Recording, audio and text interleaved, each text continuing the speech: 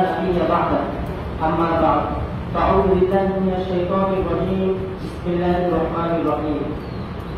قال الله تعالى في القرآن المجيد: سبحان الذي أسرى بعبده ليلا من المسجد الحرام إلى المسجد الأقصى الذي باركنا حوله لنريه من آياتنا إنه هو السميع العليم. সকল প্রশংসা আল্লাহর জন্য, যিনি আজ জুম্মার দিন আমাদের মসজিদে উপস্থিত হওয়ার তৌফিক দান করেছেন এবং দরুদ প্রেরণ করে রাসূল সাল্লাল্লাহু আলাইহি ওয়াসাল্লামকে সবার প্রতি আমার আন্তরিক সালাম ও শুভেচ্ছা। সম্মানিত মুসলিম, আর বর্তমান যে বিষয়টা নিয়ে কথা বলতে যাচ্ছি সেটি হলো ফিলিস্তিন বিষয়। তো এর আগে একটি কথা, সেটি হলো যে ফিলিস্তিন নিয়ে আমরা সবাই জানি, অনেক কিছু জেনেছি, অনেকদিন ধরে এই বিষয়টা নিয়ে অনলাইনে জানাজানি হচ্ছে, কিন্তু আমাদের ভিতরে অনেক বড় একটি জামাত আছে যারা ফিলিস্তিনের বিষয়ে, তাদের ফিলিস্তিনকে আমরা কেন স্থাপন করছি, ফিলিস্তিনে এমন কি আছে। এতটুকু মৌখিকভাবে সবাই জানি যে ফিলিস্তিনে মসজিদুল আকসা আছে, কিন্তু আমরা মসজিদুল আকসার পরিচয়, আত্মপরিচয়, আত্মমর্যাদা, কেন মসজিদুল আকসাকে আমরা এতটা গুরুত্ব দিই, এই বিষয়টা জানি না। শুধু জানি যে মসজিদুল আকসা আছে, সেটাকে মানত, সেটা তার প্রতি আকৃষ্ট হতে কেন হবো, এই বিষয়টা জানি না। তো চেষ্টা করবো মসজিদুল আকসার সম্মান, মর্যাদা, আত্মপরিচয় সম্পর্কে কিছু বলা। ডক্টর ভাবিয়ে কয়েকটা কিছু কথা বলবো। প্রথমে মসজিদুল আকসা আমাদের নিকট, অর্থাৎ পুরো মুসলিম উম্মার নিকট কেন সম্মানিত। এক নম্বর কারণ, এই মসজিদুল আকসা হল প্রাচীনতম মসজিদ। পৃথিবীর 16 লক্ষ থেকে এই মসজিদুল আকসা পৃথিবীর দ্বিতীয় নম্বর প্রাচীনতম, অর্থাৎ প্রথম মসজিদটি তৈরি হয় মসজিদুল হারাম, যেটা মক্কা নগরীতে অবস্থিত, এবং দ্বিতীয় যে মসজিদ, সেই মসজিদ তৈরি হয় মসজিদুল আকসা, যেটি ফিলিস্তিন জেরুজালেম শহরে অবস্থিত। তো আবু জাহল রাদিয়াল্লাহু তাআলা আনহু রাসূল সাল্লাল্লাহু আলাইহি ওয়াসাল্লামকে প্রশ্ন করলেন, ইয়া রাসূলুল্লাহ, এই দুই মসজিদ তৈরি হওয়ার ক্ষেত্রে কতটুকু সময় ব্যবধান ছিল? রাসূল সাল্লাল্লাহু আলাইহি ওয়াসাল্লাম বললেন 40 বছর। তো এই দিক থেকে আমরা বুঝতে পারি এই মসজিদটি প্রাচীনতম হওয়ার কারণে আমাদের মুসলিম উম্মার নিকট এই মসজিদটি অনেক সম্মানিত। দ্বিতীয়, বরকতময় মসজিদ। আল্লাহ তাআলা এই মসজিদুল আকসাকে অনেক বরকতময় করেছেন। বরকতময় অর্থাৎ এই মসজিদটি কেন্দ্র করে তার চতুর্পাশে আল্লাহ তাআলা যত জনপদ, যত ভূমি, এই ভূমিগুলো আল্লাহ তাআলা অনেক বরকতময় করেছেন একমাত্র এই মসজিদটি কেন্দ্র করে। আল্লাহ তাআলা বলেন, সুবহানাল্লাযী আসরা বি'আবদিহি লাইলান মিনাল মাসজিদিল হারাম ইলাল মাসজিদিল আকসা আল্লাযী বারাকনা হাওলাহু লিনুরিয়াহু মিন আয়াতিনা। বারাকনা হাওলাহু, আল্লাহ তাআলা বরকতময় করেছেন তার পটভূমি, অর্থাৎ মসজিদকে কেন্দ্র করে তার চতুর্পাশে আল্লাহ তাআলা অনেক বরকতময় করেছেন এই মসজিদকে কেন্দ্র করে। মক্কার মসজিদকে আল্লাহ তাআলা অনেক মর্যাদাপূর্ণ করেছেন। যেমন প্রথম যে মসজিদটি তৈরি হয় সেটি হলো মক্কা নগরীতে, অর্থাৎ মসজিদুল হারাম। দ্বিতীয় যে মসজিদটি তৈরি হয় সেটি হলো মসজিদুল নববী। দ্বিতীয় যে মসজিদ সম্মানের দিক থেকে মসজিদ, সেটি হলো মদিনা মুনাওয়ারা, যেটা মদিনায় অবস্থিত। এবং তৃতীয় মর্যাদার দিক থেকে যে মসজিদ, সেটি হলো মসজিদুল আকসা। অর্থাৎ এই থেকে আমরা বুঝতে পারি মর্যাদার দিক থেকে দুটোর এই তিনটি মসজিদকে অনেক গুরুত্বপূর্ণ করা হয়েছে। এই জন্য হাদিসে আসছে, তোমরা যদি কেউ সফর করো তাহলে এই তিনটা মসজিদে সফর করো। এই তিনটা মসজিদ ব্যতীত অন্য কোথাও সফর মসজিদ দেখার উদ্দেশ্যে যাওয়া যায় না। এই তিনটা মসজিদেই সফর করার জন্য সীমাবদ্ধ করতে হবে। তো এ থেকে আমরা বুঝতে পারি যে মসজিদটা অনেক গুরুত্বপূর্ণ। আর আমরা এটা জানি যে মসজিদুল আকসা আমাদের প্রথম কেবলা ছিল। তো মসজিদুল আকসা আমাদের প্রথম কেবলা ছিল। এই কেবলা থাকার কারণে আজ পুরো মুসলিম বিশ্বে, পুরো মুসলিম উম্মার মধ্যে একটি অনুপ্রেরণা তৈরি হয় যে সেই জন্য মসজিদুল আকসাকে অনেক সময় ভালোবাসে। দেখেন না, পৃথিবীর সৌভাগ্য থেকে মসজিদুল আকসার সৌভাগ্য থেকে এই উত্তম জায়গাতে নেওয়ার জন্য কত মানুষরা কিভাবে ষড়যন্ত্র করছে। এক সময় আমরা হাতছাড়া করে ফেলি, আমার বিয়ে ফেলি, আমার হাতছাড়া করে ফেলি, এখন তো হাতছাড়া অবস্থায় রয়েছে। তো বহু মুসলিম ভাই বোনেরা তারা রক্ত ঝরিয়ে সেটাকে উদ্ধার করছে, এখন আমার হাতছাড়া অবস্থায় রয়েছে। তো এই আমাদের প্রথম কেবলা হওয়ার কারণে আমাদের মুসলিম ভাই বোনেরা তারা এটাকে অনেক বরকতময় জায়গা মনে করে। তারপরে আরেকটা বিষয় হলো মেরাজের রাত বিজড়িত যে মসজিদ, সেটা হলো মসজিদুল আকসা। রাসূলুল্লাহ সাল্লাল্লাহু আলাইহি ওয়াসাল্লাম যখন মেরাজের রাতে জিবরাইল আলাইহিস সাথে বের হলেন, মক্কা নগর থেকে মসজিদুল আকসা পর্যন্ত আসলেন। আসার পরে উর্দু জগতে ভ্রমণ করার পূর্বে যে সালাত আদায় করলেন মসজিদুল আকসায়, সেটি হলো তিনি সমস্ত আম্বিয়া আলাইহিস সালামকে একত্রিত করে তিনি ইমামতি করেন এবং তিনি সেটা নামাজ পড়েন। এই জন্য মসজিদুল আকসাকে আমরা অনেক বরকত মনে করি। আর এইটা প্রায় যথেষ্ট যে মসজিদুল আকসা কতটা গুরুত্বপূর্ণ এই উদাহরণটা থেকে আমরা বুঝতে পারি। এই উদাহরণটা আরেকটা উদাহরণ থেকে বুঝতে পারি যে মসজিদুল আকসা কতটুকু গুরুত্বপূর্ণ, সেটি হলো হাশরের মাঠ। রাসূল সাল্লাল্লাহু আলাইহি ওয়াসাল্লাম বলেন, কিয়ামতের দিন ওইখানে হাসর নাসর করা হবে, অর্থাৎ মসজিদুল আকসা কেন্দ্রিক কিয়ামতের দিন ওইখান থেকে হাসর নাসর করা হবে এবং ওইখান থেকে বলা হবে তোমরা তোমাদের আপন স্থানে চলে যাও, অর্থাৎ যে জান্নাতে যাও সে জান্নাতে যাও, যে জাহান্নামে যাবো সে জাহান্নামে যাও, অর্থাৎ ওইটা হলো আমাদের মূল কেন্দ্র। এই জন্য আমরা মসজিদুল আকসাকে অনেক গুরুত্বপূর্ণ, অনেক মর্যাদার জায়গা মনে করি। তারপরে মসজিদুল আকসা জিয়ারত করার জন্য বিশেষ দোয়ার কথা বলেছে। সুলাইমান আলাইহিস সালাম যখন মসজিদুল আকসায় নেতৃত্ব দিতেন, উনি ওই সময় বাচ্চা ছিলেন এবং ওই সময় নেতৃত্ব দিতেন। তা সুলাইমান আলাইহিস সালাম যখন নেতৃত্ব দিয়েছিলেন মসজিদুল আকসা কেন্দ্রিক যখন ওখানে ছিলেন, তখন তিনি বলেছিলেন, তিনি আল্লাহর কাছে তিনটা দোয়া করেছিলেন। তার মধ্যে একটা দোয়া হলো, বিশেষ করে দোয়াটা করেছিলেন যে ব্যক্তি এই মসজিদুল আকসা জিয়ারতের জন্য আসবে, আল্লাহ তাআলা তাকে যেন ঠিক ওই দিনের মতো নিষ্পাপ করে দিন যেই দিন তার যেদিন তার মাতা তাকে জন্মদান করেছে। তো এই যে নবীর একটা দোয়া এটা রয়ে গেছে, যদি কেউ জিয়ারত করতে যায় সেই দোয়াটা তার জন্য আল্লাহ তাআলা দিবে রাখবে। আরেকটা রাসূল সাল্লাল্লাহু আলাইহি ওয়াসাল্লাম বলেন, তোমরা যারা উমরা করবা, তোমরা উমরার যে এক্সামটা বাঁধবা, এক্সামটা মসজিদুল আকসা থেকে বাঁধবা। তাও কতটা উত্তম ওই কাজ যেটা উত্তম জায়গা থেকে উত্তম জায়গায় যাওয়ার জন্য ব্যবহার করা হয়, অর্থাৎ মসজিদুল আকসা একটি উত্তম জায়গা। মসজিদুল আকসা থেকে আমরা এক্সাম বেঁধে যদি মক্কা নগরীতে অর্থাৎ হজের জন্য উমরার জন্য যেতে পারি, এটা অনেক উত্তম, এটা হাদিসে বলা হয়েছে। এই জন্য আমরা আসতে পারি যে মসজিদুল আকসা গুরুত্বপূর্ণ। মসজিদুল আকসার সান্নিধ্যে বসবাস করা। রাসূল সাল্লাল্লাহু আলাইহি ওয়াসাল্লাম বলেন যে একটি মুমিন হিসেবে আমাদের সকলেরই উচিত মসজিদুল আকসার পার্শ্ববর্তী এলাকায় বসবাস করা। কেননা মসজিদুল আকসার চতুর্পাশে আল্লাহ তাআলা অনেক বরকতময় করেছেন, সেখানে অনেক নবী আলাইহিস সালাম সেখানে বসবাস করেছেন, সেখানে এসেছেন, ওই ভূমিতে জন্মগ্রহণ করেছেন, ওই ভূমিতে নেতৃত্ব দান করেছেন। আর ওই জায়গাটা অনেক বরকতময় হওয়ার কারণে রাসূল সাল্লাল্লাহু আলাইহি ওয়াসাল্লাম বলেছেন, যদি কারো সম্ভব হয় সেজন্য মসজিদুল আকসায় একটা মুহূর্তের জন্য হলেও মসজিদুল আকসার চতুর্পাশে যেকোনো এক জায়গায় বসবাস করে। এখন রাসূল সাল্লাল্লাহু আলাইহি ওয়াসাল্লামের কথা বরকতময় হওয়ার কারণে জায়গাটা। আর এই মসজিদুল আকসার চতুর্পাশে বসবাসের সাথে সাথে একটা মুমিন হিসেবে তার এই তামান্নাটাও থাকা উচিত যে আমার মৃত্যু যখন মসজিদুল আকসার চতুর্পাশে যে কোনো এক জায়গায় থাকে। এই জন্য মুসা আলাইহিস সালাম আল্লাহ তাআলার কাছে দোয়া করেছেন, ইয়া আল্লাহ, আমি যেখানেই থাকি না কেন আমি মসজিদুল আকসার যে কোনো এক পাশে আমাকে নিয়ে আসবা এবং যে কোনো এক পাশে নিয়ে এসে আমাকে মৃত্যুবরণ করাবো। তো আল্লাহ তাআলা তার দোয়াটি তিনি কবুল করেছেন। রাসূল সাল্লাল্লাহু আলাইহি ওয়াসাল্লাম বলেন, এমন একটা সময় আসবে যে সময় মসজিদুল আকসার চতুর্পাশে রশি পরিমাণ কোনো কেউ জায়গা পাই, তো ওই জায়গাটা পাওয়ার পরে ওই জায়গাটার মূল্য যে পরিমাণ হবে আমার পৃথিবীতে যা কিছু রয়েছে তার থেকে সমস্ত জিনিস থেকে ওই রশির জায়গাটুকু কেমন তার থেকে মহামূল্যবান হবে। এই মহামূল্যবান আমরা মুসলিম আমরা বুঝতে পারি না, ঠিকই ইহুদিরা তারা বুঝতে পেরেছে। এই জন্য তো তারা ওই জায়গাটুকু নেওয়ার জন্য এত পাল্টানো করে যাচ্ছে।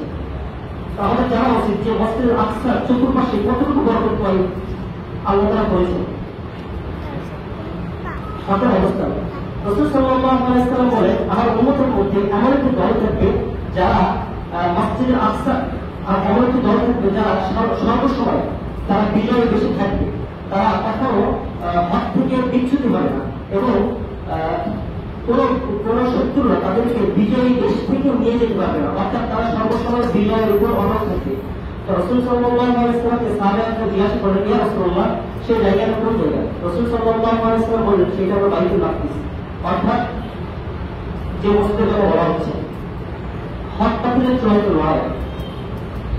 পৃথিবীর শুরু লগ্ন থেকে আজ পর্যন্ত এবং আগামীতেও চলবে, এখনো চলছে, সেটি হলো হক বাতিলের লড়াই। সর্ব জায়গায় সর্বক্ষেত্রে হক এবং বাতিল প্রায় দুইটা জিনিস মিশ্রিত থাকে। আমাদের ভিতরে হক আছে, বাতিল আছে। সুতরাং হক বাতিলের চূড়ান্ত ফয়সালা কোথায়, কখন, কিভাবে হবে? তো হক বাতিলের ফয়সালা, এটা হক বাতিল সর্বসময় থাকবে না, নিশ্চয় একদিন শেষ হবে। সে শেষ হওয়ার জায়গা হলো বাইতুল মাকদিস। বাইতুল মাকদিসে যখন পৃথিবী শেষ হয়ে যাবে, যখন কিয়ামত শুরু হবে, কিয়ামতের সময় হক বাতিলের সেরা যে ফয়সালা, যারা ইহুদি নাসারা তাদের যে বাতিল হবে, ওই বাতিলটা ওইখানে সংগঠিত হবে।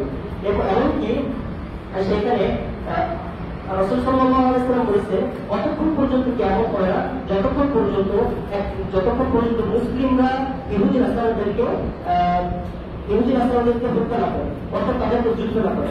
এই যুদ্ধ করতে করতে এমন একটা সময় আসবে, এমন একটা পর্যায়ে পৌঁছাবে যে সময় গাছ পাথর, হাদিসের কথা, গাছ পাথর পর্যন্ত তারা বলে দেবে। যখন ইহুদি নাসারারা তাদেরকে পিঠ থেকে যাবে, তারা যখন পাথরের পিছে অথবা গাছের পিছে লুকাবে, ওই পাথর এবং গাছ বলবে, হে মুসলিম আসো আমার এখানে, এসে এই মুসলিমদের এই ইহুদিকে মারো, এই ইহুদিকে মারো, এইভাবে দিক দিক করে দেখিয়ে দিবে। তো আমরা তারা বলেন যে যতক্ষণ পর্যন্ত কিয়ামত হবে না, যতক্ষণ পর্যন্ত ইহুদিদের সাথে আমাদের যুদ্ধ না হবে। বক্তার মাঝে এতটুকু তারাই আমরা বুঝতে পারি যে বাইতুল মাকদিস, যার জন্য এত আন্দোলন, যার জন্য এত কথা বলা হয়, এটা কতটা গুরুত্বপূর্ণ। বক্তার মাঝে বাইতুল মাকদিসের বর্তমান, ফিলিস্তিনের বর্তমান অবস্থা, 1948 সালে যখন ইসরায়েল বাহিনীরা, তারা তো ইহুদি ছিল, ইহুদি থেকে ইসরায়েল বাহিনীরা যখন তাদের অস্তিত্বহীন পরিচয় তারা ফিলিস্তিনে বসবাস শুরু করলো, সেখান থেকেই কেমন যেন তাদের জুলুম নির্যাতন ফিলিস্তিনবাসীর উপর শুরু হয়। সেখান থেকে চলতে ছিল। প্রতি বছর এমন কোন বছর নাই যে বছর তারা তাদের অত্যাচারের নির্যাতনের স্টিম রোলার তারা ফিলিস্তিনবাসীর উপর চালায় না, এমন কোন বছর নাই। এগুলো চলতে থাকে। এই নিয়ে অনেক বসাবসি হয়, আরো যদি অনেক বসাবসি হয়, বিভিন্ন রাষ্ট্র সবাই কত প্রতিশ্রুতি দেয় এটা একটা সমাধান হওয়া চাই, কিন্তু সমাধান হওয়া চাই তাদের উদ্দেশ্য কেমন এমন হয়ে গেল যে তারা শুধু চায় কিন্তু কোনো সমাধান হয় না। তাদের উদ্দেশ্য এমন যে এই ইস্যুটা কেমন বুঝতে দেবে। এক পর্যায়ে ফিলিস্তিনবাসী তো অত্যাচারের শিকার হয়, অনেক অত্যাচারের শিকার হয়। তারা তারপর যেমন 7 মাস তারা এর মধ্যে আবার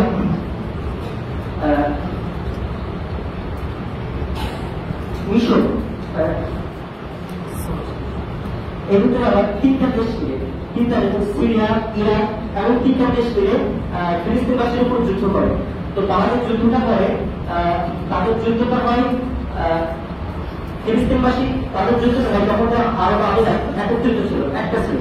তো তারা যুদ্ধ করে আল-ইজ্জাতু লিল্লাহ, অর্থাৎ আল-ইজ্জাতু লিল আরব, আরবের সম্মান। তারা যখন যুদ্ধ শুরু করে ফিলিস্তিন বাহিনীর উপর 3টা দেশ মিলে তাদের সেনাবাহিনীকে নিয়ে, তো যুদ্ধ শুরু করার পরে তারা আল-ইজ্জাতু লিল আরব, আরবের সম্মান রক্ষার ক্ষেত্রে তারা যুদ্ধ করছে।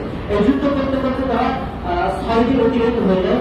এক পর্যায়ে তাদেরকে ইসরায়েল বাহিনীরা তাদেরকে কাবু করে ফেলে। তো তারা তাদের যুদ্ধ থেকে ফিরে চলে আসে। তারা তাদের যুদ্ধে কেন আত্মসমর্পণ করলো, আরব দেশ কেন তাদের যুদ্ধে তারা আত্মসমর্পণ করলো?